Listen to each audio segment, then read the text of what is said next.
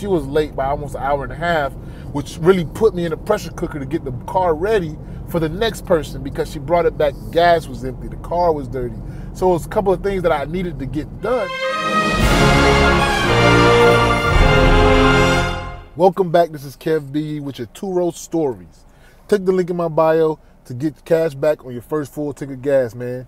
Like, comment, subscribe, and share these stories with your friends that's trying to get involved in TURO. So you know what I said? I said, you know what? No problem, man, no problem. As long as you get the key, I'll give you the passcode.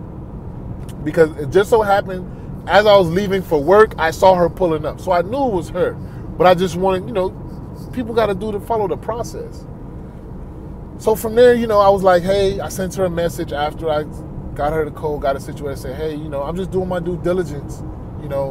I just want to make sure that you understand. Well, I didn't have a problem with you per se, but there's a certain process that needs to be done before I just release the key to anybody. I don't want to have a situation, and I explained it to her. She said, oh, okay, yeah, fine. Should have knew. So it's time for her to return the car. She extends it from the time, same thing she did the week before.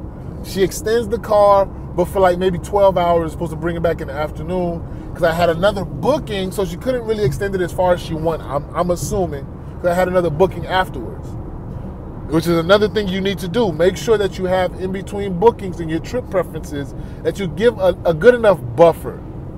In between my trips, I had it at 3, I moved it to 4 hours, just in case if somebody's late, like this lady was. She was late by almost an hour and a half, which really put me in a pressure cooker to get the car ready for the next person because she brought it back, gas was empty, the car was dirty.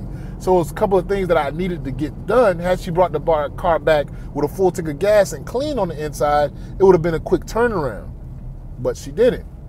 So she proceeds to bring the car back. Number one, she brings it back about an hour late. Then she does not fill up the gas tank when she was given the gas tank full. So I send her a message. I say, hey, things happen.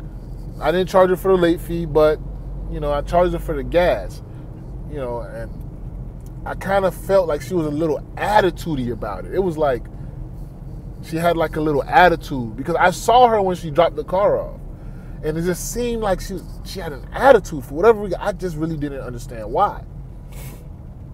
So she was messaging me and stuff, like she was coming in. Let me go back a little bit. So she was like, yeah, I'm running late. Just a lot of traffic. Da-da-da-da. I said, well, I need to make it here because there's another rental after you. But, I'm here. Don't worry. Da-da-da-da. She returns the car.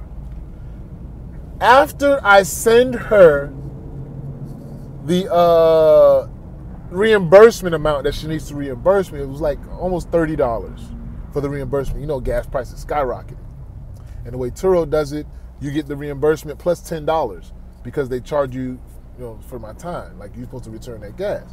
So it was like almost $20 to fill it up, and then boom, the reimbursement. So I sent her the bill. 5 minutes later, a review comes in. 1-star review. Now, this is not the first time I've gotten a 1-star. Sometimes things happen. Like I've had my cars break down sometimes, AC go out on me. Different things happen. Mechanical issues happen. So like I said, you're not going to be able to please everybody. But then there's certain people that's going to try to give you a bad review out of spite because of. And I've complained to TURO about this. One of my biggest things is like certain guests give reviews just because they feel bad or they're upset about a situation, and it doesn't really reflect on the vehicle. They're just making stuff up, and it happens to me before.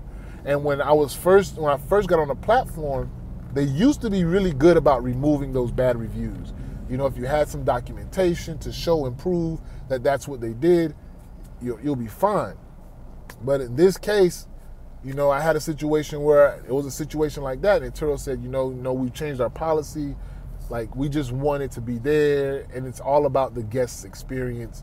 So, at this point, I was upset, but I wasn't too upset because I kind of knew it was coming. This is what she proceeds to say.